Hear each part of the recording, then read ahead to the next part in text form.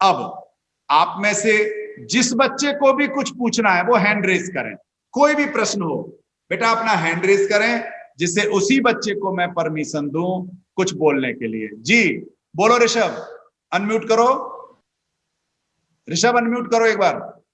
Sir जो first term का paper होगा सर वो कितने मार्क्स का होगा ये पता है कुछ अभी? 50 नंबर का विद प्रैक्टिकल। बेटा विद प्रैक्टिकल में इसलिए कह रहा हूं कि मान लो मैथ्स की बात करें तो मैथ्स में टोटल 20 मार्क्स इंटरनल असेसमेंट के होते हैं, तो 10 नंबर इंटरनल असेसमेंट हो गया, 40% का पेपर हो गया। अगर हम केमिस्ट्री की बात करें तो 30 नंबर का प्रैक्टिकल होता है, तो 15 नंबर का प्रैक्टिकल फर्स्ट टर्म का हो जाएगा, 35 का पेपर हो गया। ठीक हो गया बेटा? हेलो जी, अगला बच्चा ऋषभ, कौन है? रेयान। यस सर, एक चीज पूछ रहा था। बोलो बेटा। सर ये पूछ रहा हूँ कि सर हमारा सेशन तो सर इसमें न्यूज में आया था कि अप्रैल और मार्च तक फिनिश हो जाएगा। बिल्कुल अप्रैल मार्च नहीं, आप ये मानो, हाँ मतलब अप्रैल तक फिनिश हो जाएगा। बेटा लास्ट ईयर भी तो यही होता था रेयान, रेयान हमेशा यही होता था। Sir sir yes sir, sir एक चीज पूछ, सर वही तो पूछ रहा हूँ कि सर लास्ट ईयर ये भी तो होता था कि हमारा अप्रैल से सेशन स्टार्ट भी हो जाता था, सर इस साल तो नहीं हुआ। इसीलिए तो रिड्यूस कर रहे हैं ना बेटा सिलेबस को रेयान, इसीलिए तो सिलेबस लास्ट ईयर भी हमारा 40% रिड्यूस कर चुके थे बेटा। यस सर, समझ गए ना? Yes sir. तो बेटा सिलेबस कम कर दिया ना।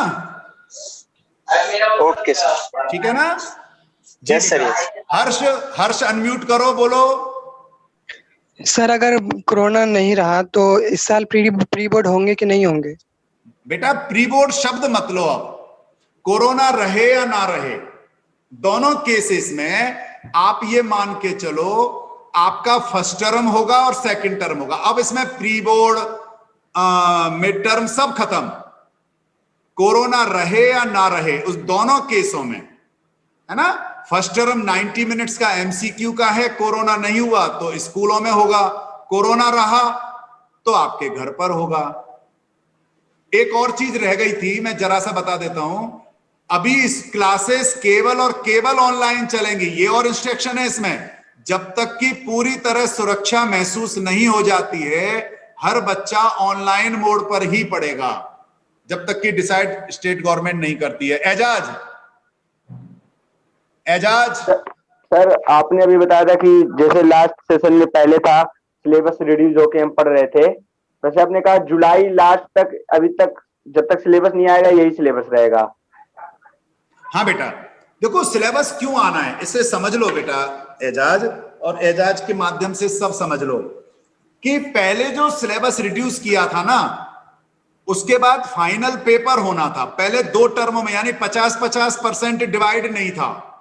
जुलाई तक आने का मतलब है सिलेबस तो कम है लेकिन जुलाई में ये आ जाएगा लास्ट से पहले पहले कौन कौन से चैप्टर फर्स्ट टर्म में आने हैं, कौन से चैप्टर सेकंड टर्म में आने हैं। जो फर्स्ट टर्म में आने हैं उनका पेपर नवंबर दिसंबर में हो जाएगा, जो सेकंड टर्म में आने हैं उनके पेपर मार्च अप्रैल में हो जाएगा। ठीक है Ejaz? Yes sir, thank you. Okay Aman, Aman exam होते थे उसका क्या होगा फिर? अमन आवाज और सही बोलो बेटा। सर जी जो हमारे स्कूल में जो एग्जाम होते थे उसका क्या होगा? वो होएगा नहीं होएगा? होगा ना, क्यों नहीं होगा? सभी कब होएगा स्कूल फिर? में जो एग्जाम की बात आप कर रहे हो, अगर मान लो स्कूल में आपका आना नहीं हो रहा है, मान लो अभी ऑनलाइन चल रहा है, तो जो यूटी है, आपने ध्यान नहीं करा, मैंने बताया था उस समय, तो जो यूटी है वो आपका ऑनलाइन ले लिया टीचर्स ने सबने, और उसका तो भाई साहब साप्ताहिक रिकॉर्ड रखना है, पर डे का पोर्टफोलियो बनेगा बच्चे का।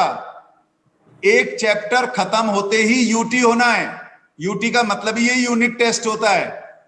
अगर स्कूल ऑफ हो मतलब स्कूलों में आना बच्चों को परमिशन मिल जाती है तो वो स्कूल में होगा, नहीं मिलती है तो घर बैठे होगा, लेकिन ये कंटिन्यू चलेगा। क्लियर बेटा? Yes sir. ओके बेटा। विशाल पांडे, सर अगर पेपर के दिन किसी को सडनली कुछ प्रॉब्लम हो गया तो सर उसके लिए क्या होगा फिर? बेटा देखो, ये तो आप एक बात मान लो, आप कोरोना को छोड़ो, अगर वैसे ही कुछ हो जाता तो क्या होता बेटा? मेडिकल लगता या फिर एब्सेंट शो होता, दो ही काम होते ना बेटा। Yes sir. आप इस कोरोना को ही क्यों ले रहे हो? आपके साथ मान लो पहले भी कभी कुछ किसी के साथ हुआ हो, आज से 2 साल पहले अचानक ही कोई ऐसा इमरजेंसी आ गई कि बच्चा पेपर देने नहीं आया, तो क्या करते थे बेटा? वही अब होगा। सर तो उसको मार्क्स नहीं मिलेंगे फिर से? पहले मार्क्स मिलते थे क्या? नो सर, लेकिन फिर से पेपर होते तो थे ना। नहीं, कभी नहीं होते थे बेटा, गलत। एक बार जो डेट आ गई उसके बाद उस विषय का पेपर दोबारा नहीं होता था, फिर या तो कंपार्टमेंट दे, वो ऑप्शन तो हमेशा ही रहना है। जी सर। है ना? Yes sir. चलो नेक्स्ट। Yes sir. एक तो इन बच्चों को फिर से कहो कि जो बच्चे कनेक्ट नहीं होंगे ऑनलाइन क्लासेज में, उनका हाल बहुत बुरा होने वाला है। बहुत बढ़िया सर। क्योंकि जब क्लियर कट इंस्ट्रक्शन आ चुकी है सीबीएसई की साइड से कि हर बच्चे का पोर्टफोलियो बनना है, जो असेसमेंट दिया जाएगा उसे करके भेजना है, जो बच्चे लापरवाह या दूसरे सीनियर बच्चों से ये सुनकर कि नंबर ऐसे ही मिल जाते हैं, वो सिस्टम नहीं चलेगा। ये सिस्टम सारा बदल चुका है।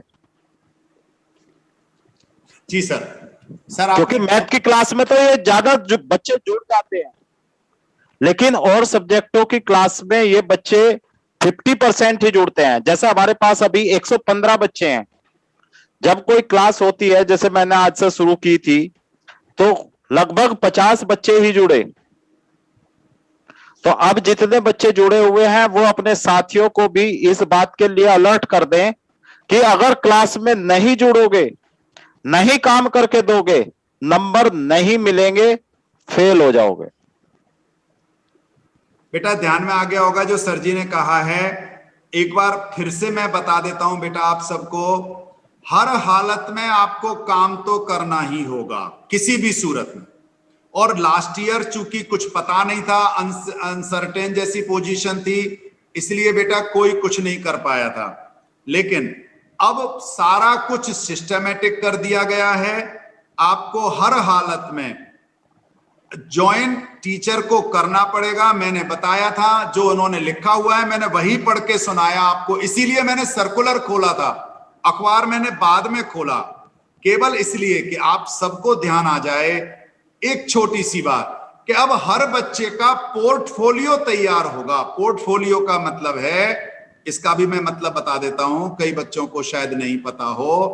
पोर्टफोलियो का मतलब होता है पर डे की बच्चे की पहली चीज अटेंडेंस, दूसरा क्लास में ज्वाइनिंग, ये सब्जेक्ट वाइज जाना है पोर्टफोलियो, क्लास में क्लास ज्वाइनिंग, उसके द्वारा होमवर्क भेजना, क्लास वर्क भेजना, फिर आएगा वीकली अगर टेस्ट या असाइनमेंट हो रहा है वो उसने भेजा है कि नहीं भेजा, टीचर से महीने में 15 दिन में ठीक से कनेक्ट, किसी कारण से कोई परेशानी है वो कनेक्ट हो रहा है कि नहीं हो रहा, इंटरनल असेसमेंट के हिसाब से वो प्रोजेक्ट का काम कर रहा है कि नहीं कर रहा, प्रैक्टिकल दे रहा है कि नहीं दे रहा। यानी टीचर और स्टूडेंट्स के बीच का रैपो कैसा है, कनेक्शन कैसा है, वो पोर्टफोलियो पूरे बच्चे का जाएगा।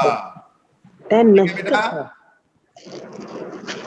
बेटा मेरी बात क्लियर हो गई क्या? चलो एक बार कुछ बच्चे और हैं, इनसे और हाँ कृष्णा। Yes sir. हाँ बेटा बोलो। सर मैं पूछ रहा था कि जो फर्स्ट टर्म में जो पेपर होंगे वो सेकंड टर्म में भी आएंगे? नहीं, बिल्कुल नहीं। सेकंड टर्म का सिलेबस रेस्ट ऑफ 50% है, फर्स्ट टर्म का अलग 50% है। दोनों का आपस में प्रश्नों सिलेबस का कोई संबंध नहीं है, अलग सिलेबस है। Okay sir. Shivam Raghav, Shivam sir आपने क्लियर कर दिया, वो पोर्टफोलियो की पूछ रहा था कि वो सब्जेक्ट वाइज बनेगा या फिर ओवरऑल सबका मिला के बनेगा? दोनों। बहुत अच्छा प्रश्न है। सब्जेक्ट वाइज अलग बनेगा, क्लास टीचर वाइज अलग बनेगा। जैसे मैं जिस क्लास का क्लास टीचर हूं, मेरे पास क्लास वाइज अलग रहेगा, मेरा सब्जेक्ट मैथ है, मैथ का अलग रहेगा। तो ये दोनों अलग अलग पोर्टफोलियो रहने वाले हैं। होगा सर इसमें UT sir, teacher student interaction, बाकी सब चीजें भी तो सर इसमें इंक्लूड होगी ना, सारी बाकी होंगी। सर जो हम प्रोजेक्ट देंगे उसके बिल्कुल साथ। बेटा, बिल्कुल अनिकेत, 100% तुम्हारी बात सही है, सब कुछ और बाकी सर टर्म वन और term one and term two अलग चीज है, उसकी मार्क्स अलग होंगे। बिल्कुल बेटा, एकदम परफेक्ट। ओके सर, यही कंफ्यूजन था। कुछ परिस्थितियां थोड़ी गड़बड़ होती है तो सब बच्चे और गार्जियन गांव की तरफ भाग जाते हैं, ये एक बहुत बड़ा विषय हो जाता है।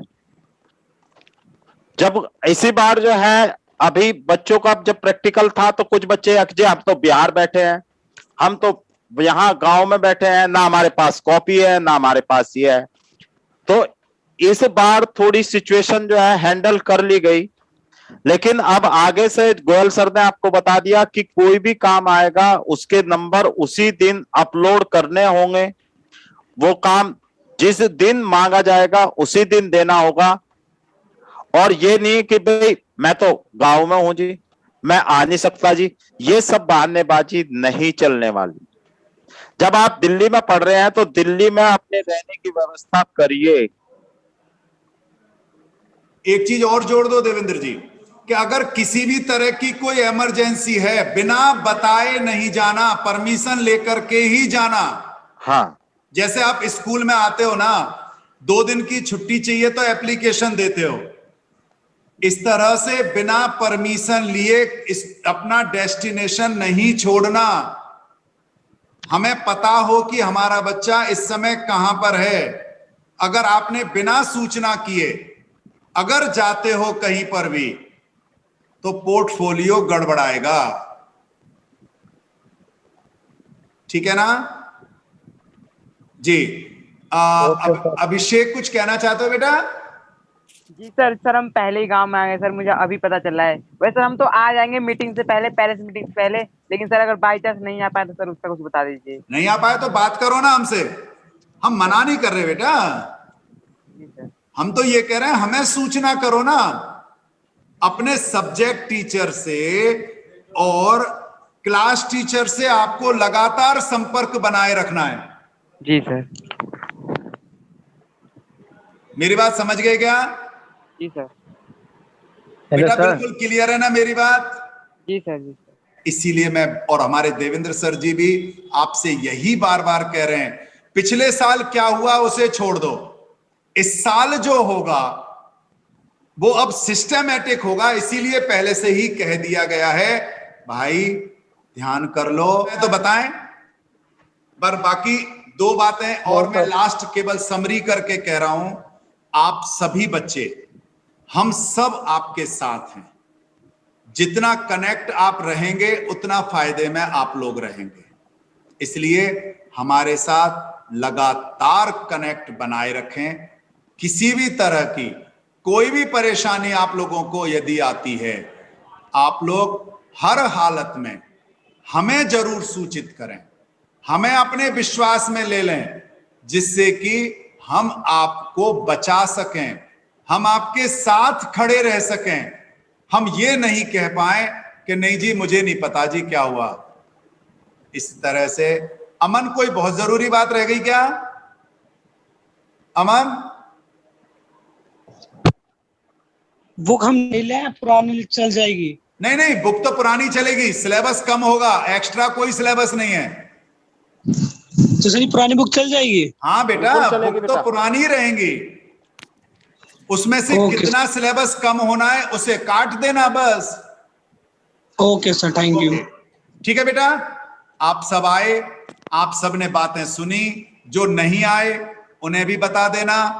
हमारी सबकी दुआएं भी, आशीर्वाद आप सबके साथ है जी।